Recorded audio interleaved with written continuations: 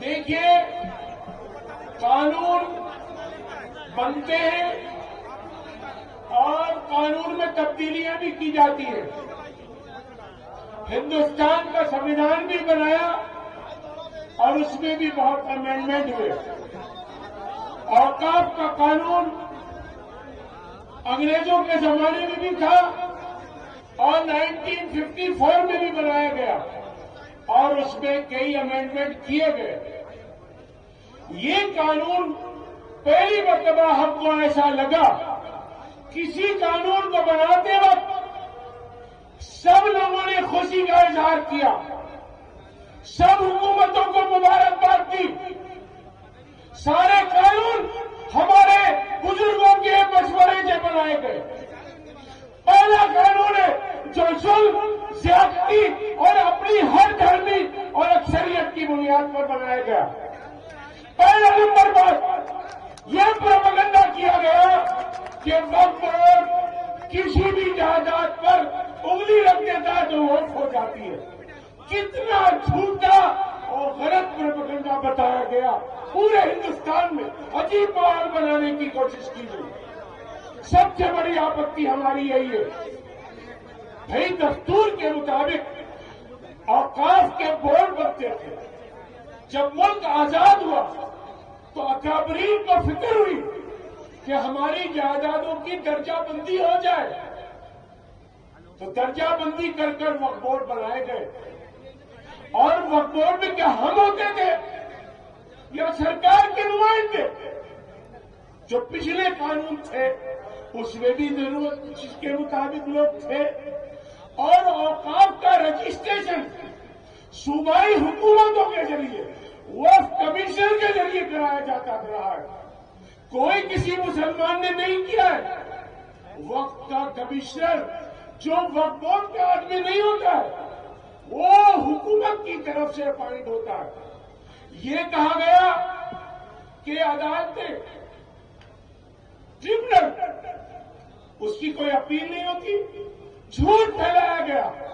ارے بھائی، ملک میں بہت ٹریبونل ہے، کام کو آسان بنانے کے لیے ریلوے کے ٹریبونل ہیں، مختلف معاملات کے ٹریبونل ہیں، وہ بنائے گئے اور اس میں یہ پروویژن تھا کہ اگر وہ فیصلے سے جو بھی نہ پسند نہیں کرتا وہ اپیل کرے، ہائی کورٹ میں جائے، سپریم کورٹ میں جائے۔ یہ بھی غلط پروپیگنڈا کرایا گیا۔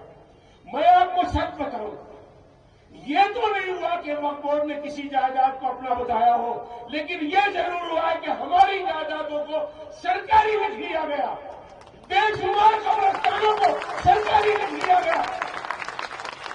ایک مندر ملک میں ایسا نہیں ہے جس میں جو 2000 سال کا ہو یا 10,000 سال کا ہو اس میں پوجا نہیں ہوتی ہو، لیکن میری سینکڑوں مسجدوں میں نماز نہیں ہو رہی ہے۔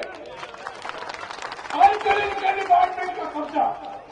اور ایک بات بتائے، کوئی بادشاہوں کی بڑائی بھی نہیں ہے، غریبوں کی بھی ہے، نوابوں کی بھی ہے۔ بھوپال جیسے شہر میں تو رستم حمال کی بھی مسجد ہے اور چچا بابا جی کی بھی مسجد ہے، یہ غریبوں نے بنائی ہے۔ ساگر میں چاہیے ایک مسجد، 72 مکان غریبوں نے دیے۔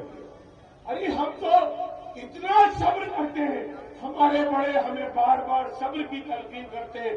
ہماری جائیدادیں چھینی جاتی رہی، ہماری مسجدیں چھینی جاتی رہی، ہماری مسجدیں شہید کی جاتی رہی، ہمارے بزرگوں نے برداشت کیا۔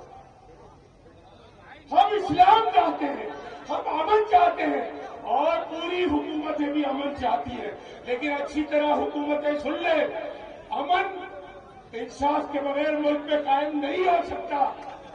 اگر امن لاؤ گے تو انصاف ضروری ہے، اور جب انصاف ہوگا آپ باہر سے کمپنیوں کو بلاتے ہو کہ وہ یہاں پیسہ لگائیں۔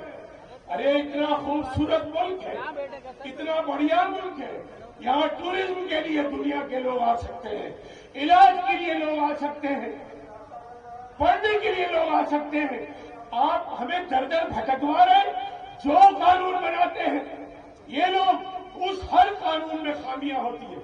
انہوں نے کسانوں کا قانون بنایا، بے شمار کسانوں نے اپنی جانیں دے دی، انہوں نے اعلان دلائے۔ ارے بھائی، ہم یہی تو کہہ رہے تھے کہ قانون ایسا لاؤ جو سب کے لیے ہو۔ पहली मर्तबा मुल्क में पूरा, मैं कह रहा हूं 80 करोड़ 90 करोड़ लोग इस कानून के खिलाफ हैं।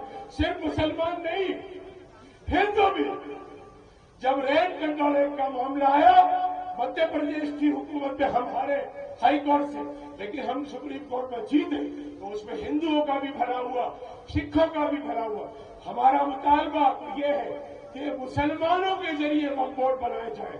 शिरोमणि गुरुद्वारा प्रबंधक जिस तरह से इलेक्शन सिखों के जरिए होता है, मुसलमानों के जरिए वक्फ बोर्ड के मेंबर चुने जाए। यह हमारा मुतालबा है। आप अपनी मनमानी करे जा रहे हैं। अरे भाई, इतनी सी बात खत्म करना चाहूंगा। हमारे सब लोग नाराज हैं, आप बुलाइए, बात करिए। पहले कानून की पर्सनल लॉ बोर्ड थे, जब भी तुम हिंद के मशवरे से बनाए गए, फिर मशवरा कर लीजिए, फिर बात कर लीजिए। अगर आपने हमारी बात नहीं मानी तो हमारा एहतजाज तेज और तेज और तेज तर हो जाएगा। तो आप